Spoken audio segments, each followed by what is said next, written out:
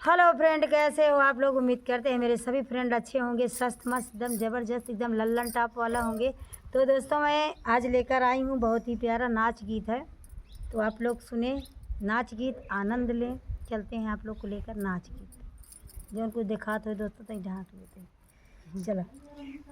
454 की साड़ी बलम दहिया होई गे भारी। 454 की साड़ी बलम दहिया होई गे भारी। बलम दहिया होई गे भारी। बलम दहिया होई गे भारी। 454 की साड़ी बलम दहिया होई गे भारी।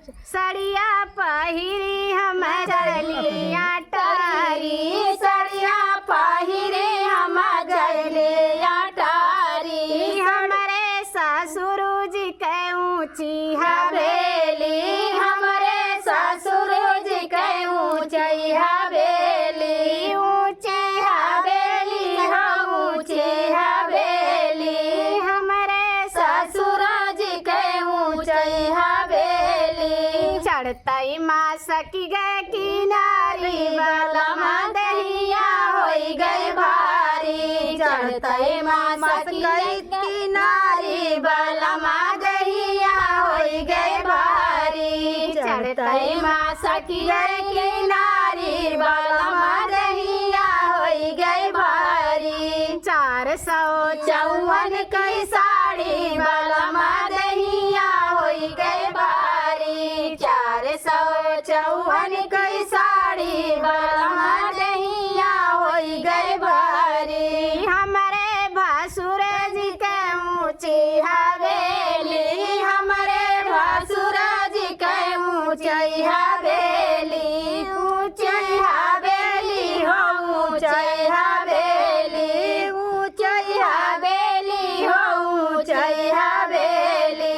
चढ़ते छूटी गैल साड़ी बलम दहिया होई गए भारी। चढ़ते छूट गैल साड़ी बलम दहिया होई गए भारी। 454 की साड़ी बलम दहिया होई गए भारी। 454 की साड़ी बलम दहिया होई गए भारी। बलम दहिया होई गए भारी। बलम दहिया होई गए भारी। 454 के साड़ी बलम दहिया होई गए भारी। हमारे देवर जी के ऊंची हवेली। हमारे देवर जी के ऊंची हवेली। हमारे हवेली हम ऊंची हवेली।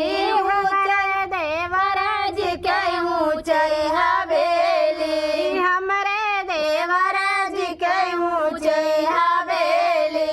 जुड़ी गयल घुंघटा हमारी बलम दहिया होई गए भारी। उड़ी गए घुंघटा हमारी बलम दहिया होई गए भारी।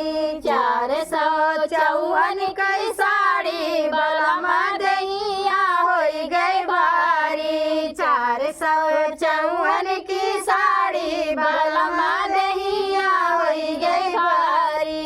454 की साड़ी बलम दहिया होई गए भारी।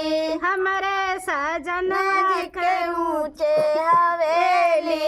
हमारे सजन के ऊंचे हवेली। ऊंचे हवेली हो ऊंचे हवेली। हमारे सजन जी के ऊंचे हवेली।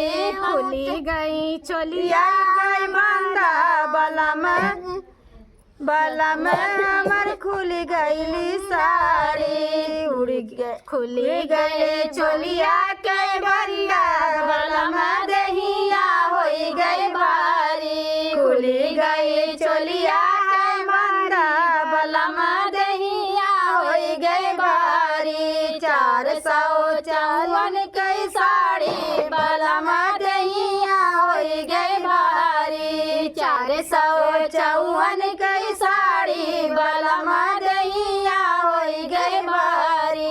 तो दोस्तों ये चुटकुला नाच गीत कैसा लगा आप लोग कमेंट में ज़रूर बताइएगा। तो दोस्तों साड़ी से जब इतनी शरीर भारी हो रही है तो आजकल तो एक एक बुक की साड़ी चल रही, इधर ढाका उधर ढाका, इधर खुल जात बा उधर खुल जात बा। तो दोस्तों चलते हैं, नेक्स्ट वीडियो में फिर मिलेंगे। राम राम।